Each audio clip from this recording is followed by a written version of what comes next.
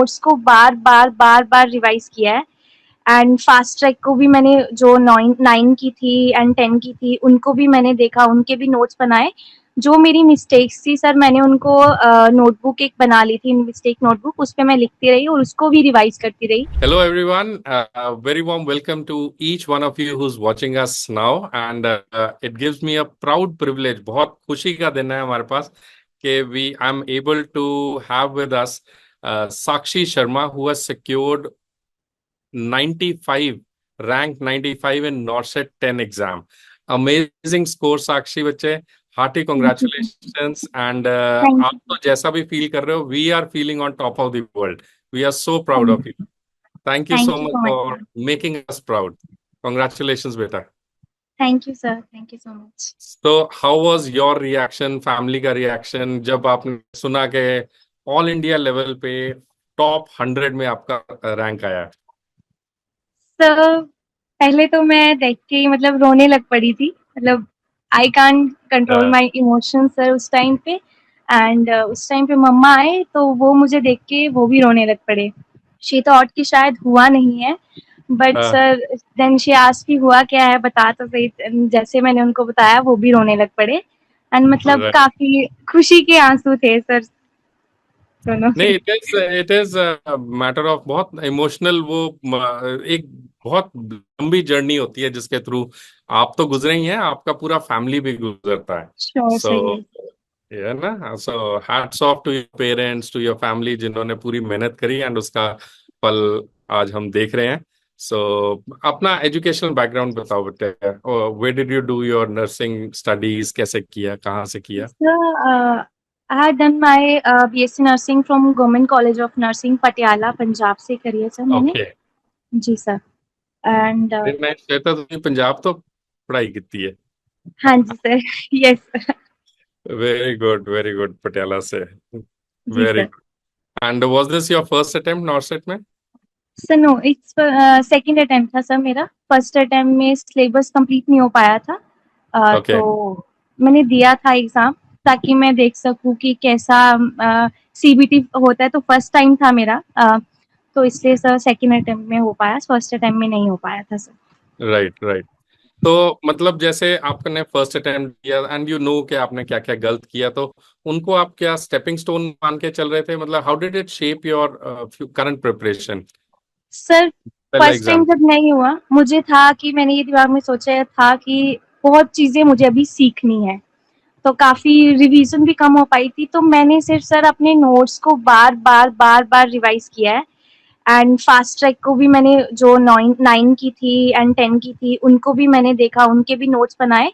जो मेरी मिस्टेक्स थी सर, मैंने उनको नोटबुक एक बना ली थी, मिस्टेक नोटबुक, उस पे मैं लिखती रही और उसको भी रिवाइज करती रही कि ताकि मैं नेक्स्ट टाइम वो ना कर सकूं। इस वेरी बार नाइस, सर मैं श्योर थी कि मुझे करना है बस। Very nice. तो मतलब सोर्सेज क्या रखे आपने नोट्स के, या चलो नोट्स तो आपने बनाए, तो कहाँ कहाँ से आपने पढ़ाई करी? हर एक का अपना ओनली तरीका एनएनएल होता सर। है, आपका क्या था? सर सिर्फ एनएनएल से ही मैंने नोट्स बनाए। थ्योरी के लिए मैंने कोई और सोर्स नहीं लिया सर, सिर्फ एनएनएल। बाकी टेस्ट सीरीज से थोड़े बहुत मैंने कहीं और से दिए हैं, बट फर्स्ट प्रेफरेंस मेरी हमेशा एनएनएल ही रही है। थ्योरी तो मैंने सिर्फ एनएनएल से ही पढ़ी है सर, इतनी बेस्ट फैकल्टी है तो ऑब्वियसली मैं वेरी कहीं और नाइस। जाने का सोच नहीं सकती थी। तो एनएनएल में कौन सा आपने सब्सक्रिप्शन लिया था, ऑनलाइन में थे? तो सी प्लस लिया था मैंने बैच। सी प्लस था। वेरी जी नाइस, सर। Very nice.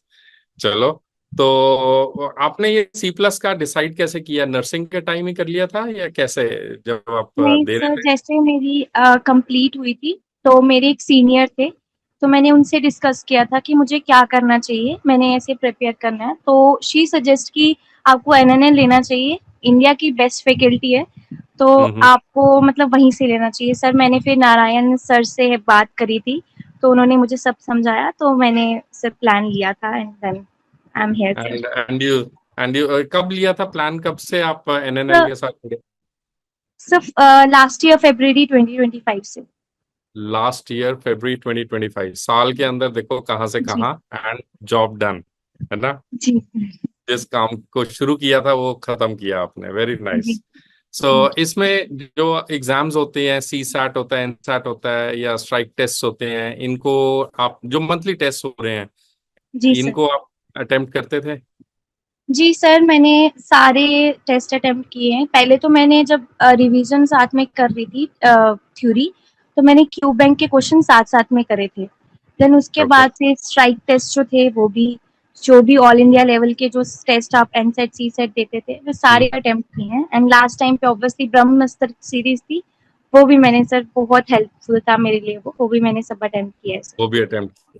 अच्छा, जी take sir. Us through your journey, अपनी जर्नी के थ्रू लेके जाओ कि एक पर्टिकुलर टाइम पे जैसे एमएसएन आप सब्जेक्ट उठाया या सीएचएन का उठाया, कोई भी जी बड़ा सर। सब्जेक्ट उठाया, ओबीजीवाई उठाया, तो कैसे आपने उसको अप्रोच किया? सिर्फ आपने थ्योरी पढ़ी या क्वेश्चंस करे या क्वेश्चंस के बाद थ्योरी पढ़ी? मतलब कैन यू एक्सप्लेन कि कैसे आपका स्ट्रैटेजी था? सर जैसे मैंने एक सब्जेक्ट उठाया, एमएसएन उठाया, तो जो मैं रोज का टॉपिक करती थी, जो भी मैं, जितने भी टॉपिक्स मैंने दिन के करे हैं, उनको रोज रात को मैं रिवाइज करती थी। देन मैं उनके एमसीक्यूज करती थी टॉपिक वाइज। हम्म। तो जैसे मेरा पूरा सिलेबस पूरा एक कंप्लीट हो जाता था, एक एक यूनिट कह लो, चैप्टर कह लो, कंप्लीट हो जाता था, तो फिर उसके अगेन मैं एमसीक्यूज करती थी। इस वाइज सर मैं करती थी।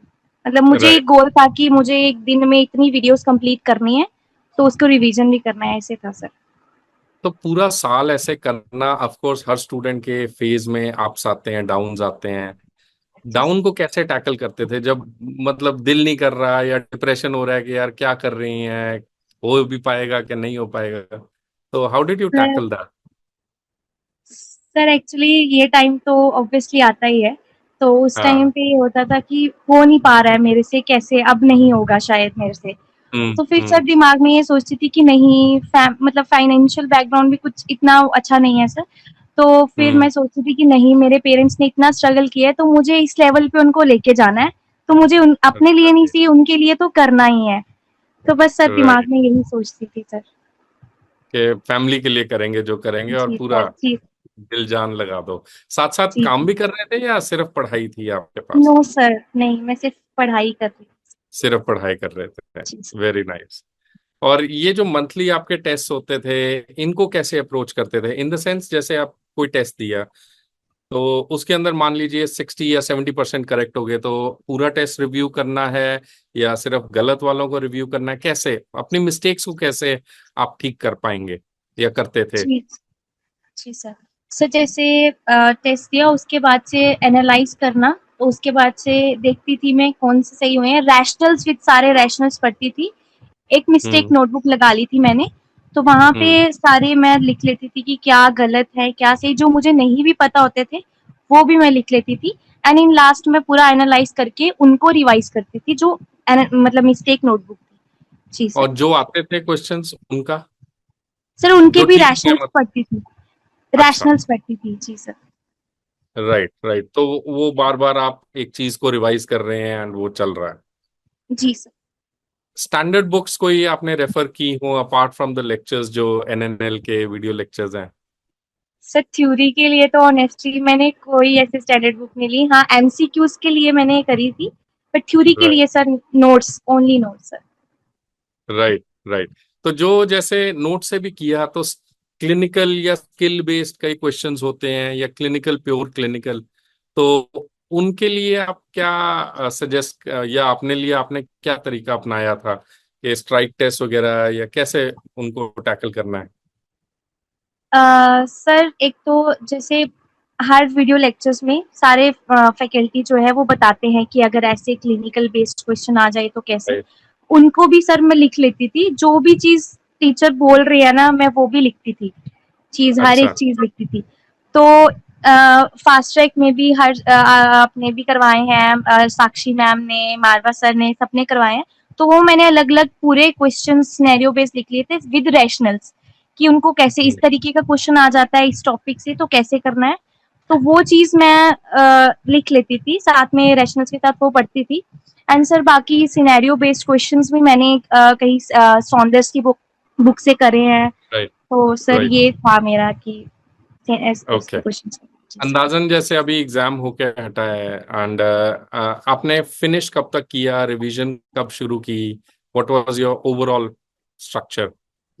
सर जब नॉट सेट 9 नहीं हुआ था, उसके बाद से ही मैंने रिवीजन शुरू कर दी थी। उसके बाद से मैंने एटलीस्ट 4 बार तो रिवीजन कर ली थी मैंने टिल अब तक, राइट, उसके बाद से साथ में 4 दफा। एमसीक्यूज भी। देखो जी फिर सर। टॉप 100 तो आना ही है, 4 दफा आपने रिवीजन करी है। Thank you sir. Very nice, so proud thank of you you. Sir. Sir और फास्ट ट्रैक भी मैंने देखे साथ में कि अपडेट्स भी काफी आए थे तो वो भी देखने थे, तो वो भी मैंने देखे और उनके लिए भी अलग बना लिया था और उनको भी मैंने रिवाइज कर लिया था। एंड सर बाकी टेस्ट वगैरह सब यही सब था। ये सब देते रहे। एक जैसे मोटिवेशन या सपोर्ट सिस्टम होना, आई थिंक के बड़ा जरूरी है। एक तो फैमिली का सपोर्ट था, वो आपने बताया ही है।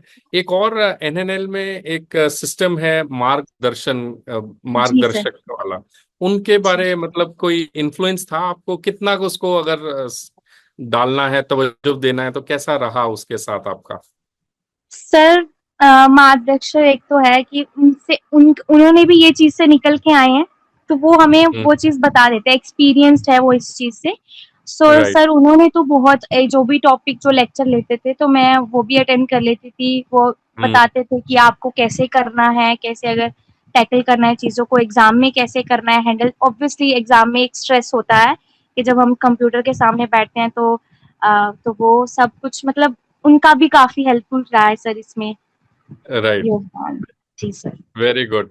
एक दिन में अप्रोक्सीमेटली कितने आवर्स आप स्टडी को एवरेज दे पाते थे? Not sir maximum. 12 to 14 hours max. अच्छा, 12 twelve to 14 hour. Fourteen hours a day, yes. Very nice. और बीच में जैसे एग्जाम से जस्ट एक हफ्ता पहले क्या आपने स्ट्रैटेजी अपनाई या क्या चैलेंजेस थे एक हफ्ता पहले? स्पेसिफिकली अगर हम मेंस की बात करें। ओके सर, मेंस प्री के बाद मेंस की पूछ रहे हो सर? हाँ। सर उस टाइम पे पहले प्री का जब रिजल्ट नहीं आया था तब तो ये था कि पढ़ने का मन नहीं है, प्री होगा हाँ। या नहीं। या। तो जब रिजल्ट आया उसके बाद था कि अब प्री हो चुका है तो मेंस तो किसी भी हालत में करना है जैसे भी, और राइट। अच्छा रैंक लाना है। तो सर फिर से मैंने वही प्री के बाद से फिर से मैंने रिवीजन शुरू करी थी कि मैं फिर से उसको रिवाइज करूंगी सबको।